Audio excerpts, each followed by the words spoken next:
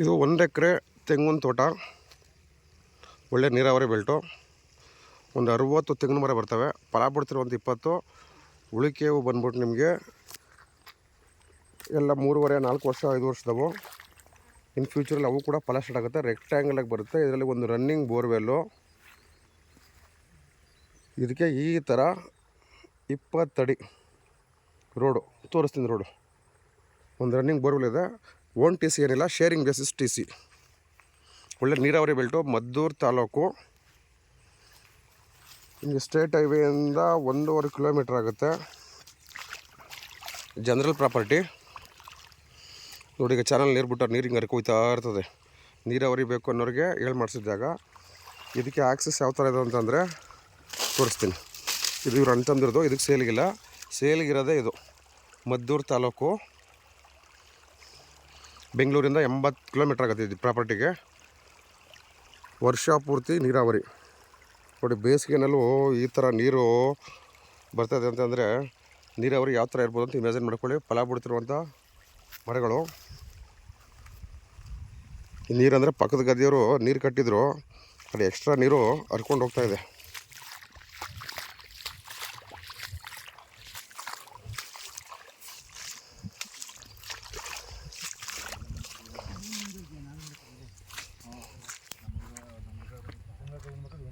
ಇದು ಈ ಥರ ಚಾನಲ್ ರೋಡು. ಅಲ್ಲೊಂದು ಕಾಣೋದು ಲೋಕಲ್ ಸ್ಟೇಟ್ ಹೈವೇ. ಸುತ್ತಲೂ ನೋಡ್ಬೋದು ನೀವು. ಇದೆಲ್ಲ ನೀರಾವರಿ ಬೆಲ್ಟ್. ಅಕ್ಕಪಕ್ಕ ಎಲ್ಲ ನೋಡಿದ್ರೆ ಗೊತ್ತಾಗುತ್ತೆ ನಿಮಗಿದು ನೀರಾವರಿ ಯಾವ ಥರ ಅದಂತೇಳಿ.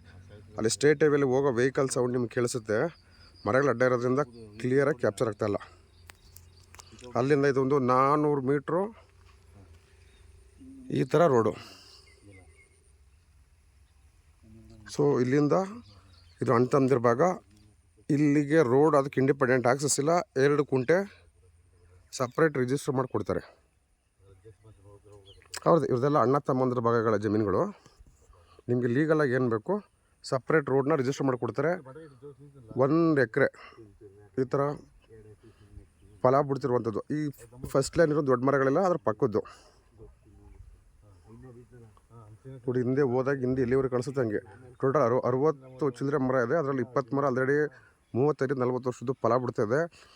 ಉಳಿದವು 40 ಚಿಲ್ಲರೆ ಮರಗಳು 3ರಿಂದ 4 ವರ್ಷದವು. 2 ವರ್ಷ ಅವು ಕೂಡ ಫಲ ಸ್ಟಾರ್ಟ್ ಆಗುತ್ತೆ. ನೀರಾವರಿ ಬೆಲ್ಟು, ಮದ್ದೂರು ತಾಲೂಕು ರಿಜಿಸ್ಟ್ರೇಷನ್ನು. ಒಳ್ಳೆ ಬೆಸ್ಟ್ ಪ್ರೈಸು. ಜನರಲ್ ಗೌಡ್ರ ಪ್ರಾಪರ್ಟಿ.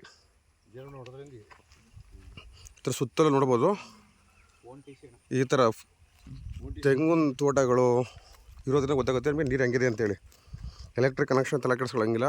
ಇಲ್ಲಿ ಟಿ ಸಿ ಇದೆ. ಟಿ ಸಿ ಬಂದ್ಬಿಟ್ಟು ಶೇರಿಂಗ್ ಬೇಸಿಸು. ಇಂಡಿವಿಜುವಲ್ ಯಾರಿಗೂ ಒಬ್ಬರು ಕೊಡೋಲ್ಲ. ಯಾಕೆಂದರೆ ಸಣ್ಣ ಹಿಡುವಳಿ ರೈತರಿಗೆ 4-5 ಜನ ಶೇರ್ ಮಾಡ್ಕೊಬೋದು. ನೋಡಿ, ಇದು ಬೇಸಿಗೆಗಾಲ. ಬೇಸಿಗೆಗಾಲದಲ್ಲೂ ನೀರಿಂಗು ಬರ್ತಾಯಿದೆ.